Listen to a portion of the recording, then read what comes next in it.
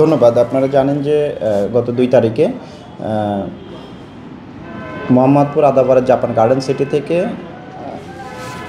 আরাবী ইসলাম শুভা বয়স ১১ বছর একটা মেয়েকে নিখোঁজ সংবাদ পাই আমরা, এবং মেয়ের পরিবার অর্থাৎ বাবার সাথে কথা বলে জানতে পারি যে তারা ১ তারিখে বরিশাল থেকে ঢাকা শহরে আসেন এবং তার স্ত্রী ক্যান্সারে আক্রান্ত, অর্থাৎ এই যে ভিকটিম অর্থাৎ শুভার মা ক্যান্সারে আক্রান্ত, চিকিৎসার জন্য ঢাকাতে আসেন এবং তার বোনের বাসায় ওঠেন।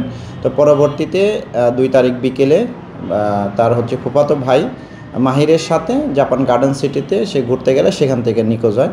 এই সংবাদ পাওয়ার পরে আমরা আমাদের মোহাম্মদপুর টিমকে পাঠাই। মোহাম্মদপুর থানার টিম জাপান গার্ডেন সিটিতে সেখানে যায়, সিসিটিভির ফুটেজ দেখে এবং ফুটেজ দেখে আমরা এখানে বের করতে পারি যে এটা একটা ছেলের সাথে তারা চলে যায় এবং তার হাস্যোজ্জ্বল ছবি, হাত ধরে ঘোরাঘুরি, পাশাপাশি মেয়ের বাবা যে জিডি করেছে, জিডিতে মেয়ের এবং একটা ছেলের মধ্যে যে ইমোতে কথোপকথন, এগুলো থেকে আমরা প্রাইমারিলি ধারণা করি যে এটা একটা প্রেম ঘটিত বিষয়।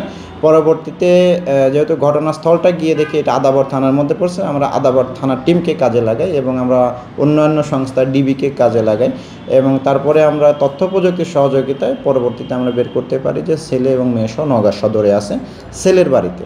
পরবর্তীতে ছেলের পরিবারের সাথে কথা বলি, তো তারা আমাদের আসলে শুরুতেই জানাতে দিতে চাচ্ছিল না এবং দুঃখজনকভাবে হলেও যে মেয়ের পরিবার থেকেও ছেলের পরিবারকে বলা হচ্ছিল কোনোভাবেই যাতে পুলিশের হাতে মেয়েকে হস্তান্তর করা না হয় বা আমাদের ওইভাবে তথ্য দেওয়া না হয়। তারপরেও আমরা আমাদের কৌশল খাটিয়ে তথ্য প্রযুক্তির সহযোগিতায়, আমাদের নওগাঁর টিমের সহযোগিতায় আমরা মেয়ের অর্থাৎ মেয়ের অবস্থানটা নির্ধারণ করতে সক্ষম হই এবং পরবর্তীতে আমরা ছেলের পরিবারের সাথে কথা বলি, তাদের বোঝাতে সক্ষম হই যে আমাদের এটা খুব সেন্সিটিভ বিষয়, এই মেয়ের অবস্থান এখন পুরো জাতি জানতে চায় এবং এটা আমাদের জন্য একটা চ্যালেঞ্জের বিষয়। পরবর্তীতে তারা জানায় যে মেয়ে তাদের হেফাজতে আছে, ভালো আছে, সুস্থ আছে। পরবর্তীতে মেয়ের ভিডিও করা হয় যে সে নিজের মুখে স্বীকার করেছে সে ভালো আছে। পরবর্তীতে এটা তো আমরা সংবাদ মাধ্যমকে জানিয়ে দিয়েছি, আমাদের ঊর্ধ্বতন কর্তৃপক্ষ জানিয়ে দিয়েছে যে মেয়ে সুস্থ আছে, নিরাপদ আছে। এখন আমাদের পরবর্তীতে জিডি অনুসারে আইনানুগ ব্যবস্থা নেওয়া হবে।